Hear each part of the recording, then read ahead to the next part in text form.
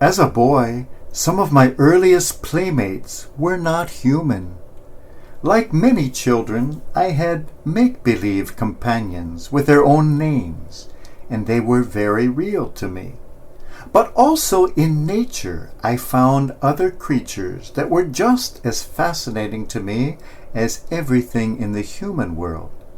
Turtles, frogs, fish, birds, anything that moved and breathed had something to say and spoke it in the language that only children could understand.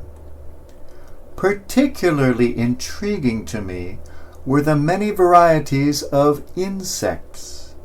They were always so unique and so busy and so free. I knew all about them, how they lived and how they died, how they sang if they sang, and how they ate and nested and cared for their communities. There were the beautiful butterflies, very numerous and colorful where I grew up, the lovely ladybugs in their elegant simplicity, the mystical cicadas singing one single song high up in the trees just before dying, the delightful lightning bugs illuminating a summer evening, the fascinating ancient cockroaches left over from the age of the dinosaurs, the exotic dragonflies and houseflies and roly-polies and ants and wasps and mud daubers and 100 other kinds of bug friends, each with a unique personality and contribution and way of life. Nothing delighted me more, and I knew more about them than about those far more mysterious creatures we call people. Among my favorites were the bees, the hard-working little honeybees, going from flower to flower, performing an extremely important task which only they could do. I could spend hours watching them work, listening to the melodic buzzing of their wings, stroking their furry little bodies, naming them and befriending them. At first, I would catch them and hold them and talk to them. But I soon learned that this was not always a good idea, for these little friends were easily frightened, and they had a secret weapon at the far end of their beautiful striped bodies. Often I was the recipient of their painful sting. That was fair enough, I figured. They were just trying to protect their family from a stranger they feared. I was even intrigued by the little stinger they left behind embedded in my flesh, and would examine it closely while extracting it from my swelling, throbbing, hurting finger. But what disturbed me more than anything else was not my aching finger. It was that when a bee stung me, it was the bee who would die.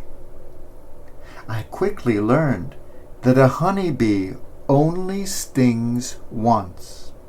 When the barbed weapon enters human flesh, the poor little bee cannot pull it back out. She tries and tries, but only succeeds in tearing out much of her insides, leaving behind not only the stinger, but also everything that was keeping her alive.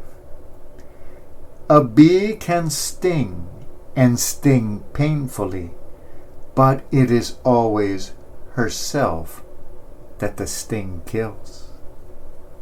So I quickly stopped picking up these beautiful little creatures, not because I feared the pain of their sting, but because I did not wish to see them harm themselves.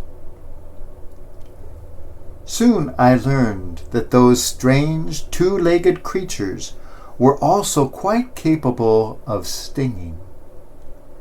Like the bees, these so-called human creatures also stung out of fear, but they stung out of something called hatred as well, something completely unknown to my little bee friends.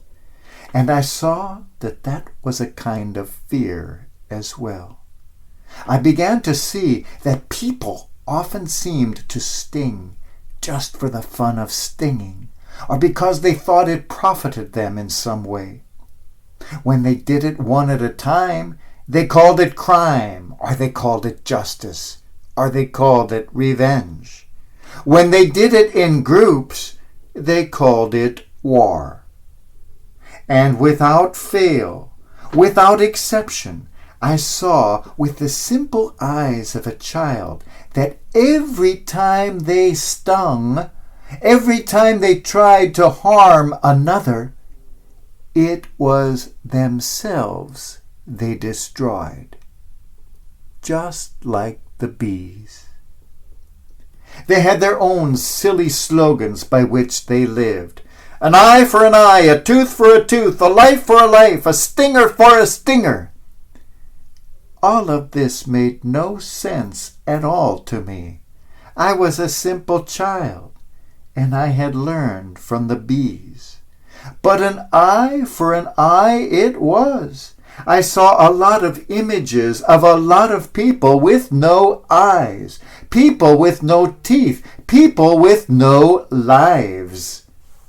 They certainly were living by their principles, these strange creatures called humans.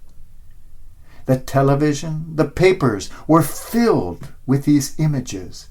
People blowing each other up, cities and villages and lives destroyed, a lot of blood and a lot of tears. And all I could think of were the dead bees, killed by their own sting. There was another child who must have played with bees and felt their sting and seen them die. That child grew up and saw the human stingers performing the same rituals of self-destruction. That child saw the tragic stupidity of the old sacred mantras about an eye for an eye. That child gave a new mantra: love your enemy. And the sting of love destroyed all enemies, for it made them into friends. A bee stings only once. Love endures forever.